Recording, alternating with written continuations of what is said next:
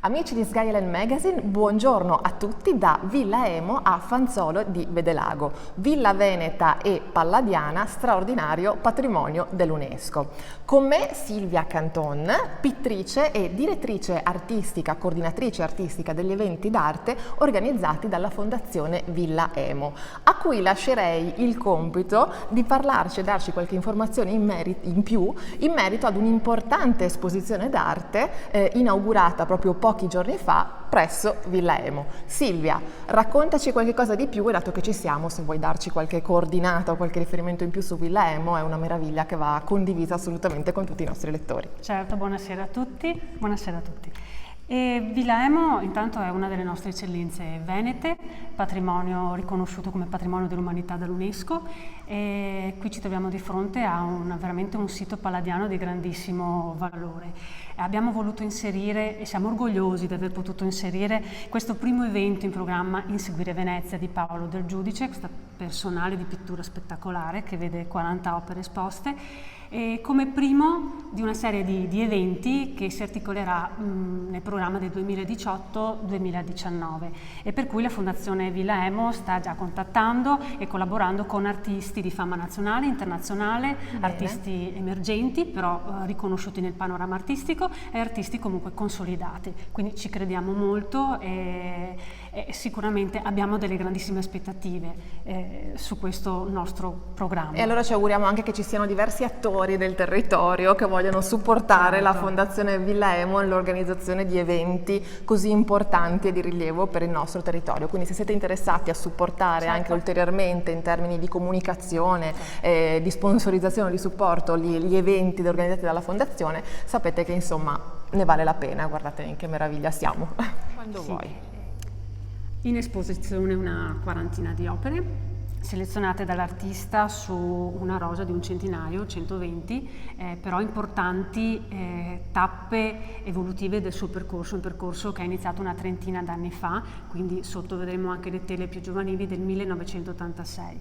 Nelle sale, in questa sala in particolare c'è quello che per il maestro è considerato il grande capolavoro, quindi barocco, una tela che lui ha fatto in pochissimo tempo nel momento in cui stava chiamando il gallerista in occasione di un'altra mostra, quindi lui è molto, molto felice dell'effetto e di ciò che è riuscito a creare in pochissimo tempo in questa tela.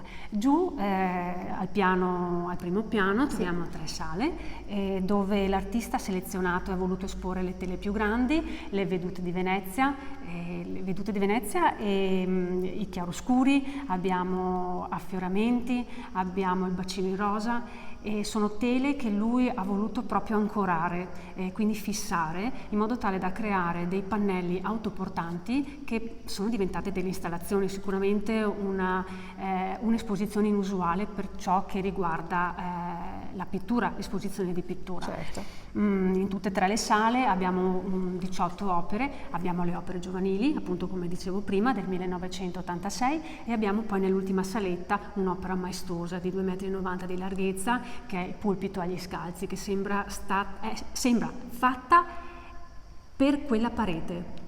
Ecco, io vorrei fare una piccola osservazione sull'allestimento. È un allestimento assolutamente particolare, ma è opera dell'artista, nel senso è stata proprio una sua ideazione, lui ha lavorato tantissimo e abbiamo voluto proprio entrare in punta di piedi in questa cornice meravigliosa che è ricca di passato, è ricca di storie, quindi avevamo una grandissima responsabilità. Certo. Villa Emo qui si è fatta scrigno, si è fatta custode di un suo figlio, quindi di un grande maestro di arte contemporanea, quindi noi siamo veramente orgogliosi di questo e credo che questo aumenti e sottolinei ancora di più la magia che si può sentire entrando in queste sale. Al piano nobile troviamo una serie di opere di formato minore, ma non per questo di minor valore, anzi all'ingresso troviamo Bacino Azzurro, che è una delle opere preferite dell'artista e che lui ha scelto volutamente come immagine rappresentante della mostra. E sotto la mostra continua ancora, oltre alle barchesse arriviamo all'oratorio, dove c'è una grandissima sorpresa, un fondale scenografico che è stato sistemato dal maestro, è un grande interno barocco, interno sacro, del 1986 anche questo, quello con i colori un pochino più cupi, ma il bello è che ci troviamo di fronte all'altare nell'altare e alla chiesa nella chiesa. E quindi questo rende tutto molto suggestivo, è un sipario che si apre davanti a uno spettatore nel momento in cui varca proprio l'ingresso, quindi è grande suggestione, insomma. Certo.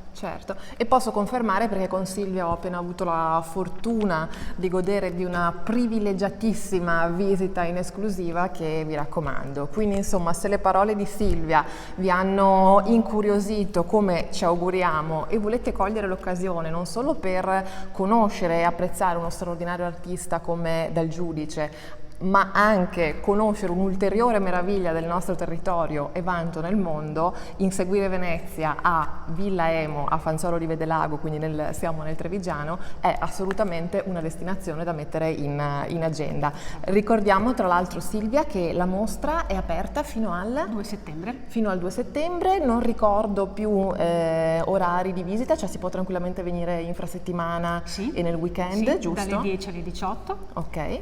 E vorrei ricordare che c'è il premio Campiello, giovedì, quindi giovedì 26, che vedrà questo duetto tra il grande evento e il grande artista. E il grande esatto. artista. Quindi sul tema di Venezia, che non è da poco. Assolutamente no, quindi anche una Villa Emo protagonista di eventi, insomma, sicuramente importanti e di lustro. Quindi dalla Terra delle Meraviglie direi che è tutto, questa volta dalla provincia di Treviso. Se vi fa piacere ci vediamo anche per il premio Campiello, altrimenti vi invitiamo appunto a scoprire questa meravigliosa mostra. Grazie di cuore a Silvia Cantonna per averci fatto da cicerone. Grazie Gaia. Grazie a tutti. Ciao a tutti, a presto.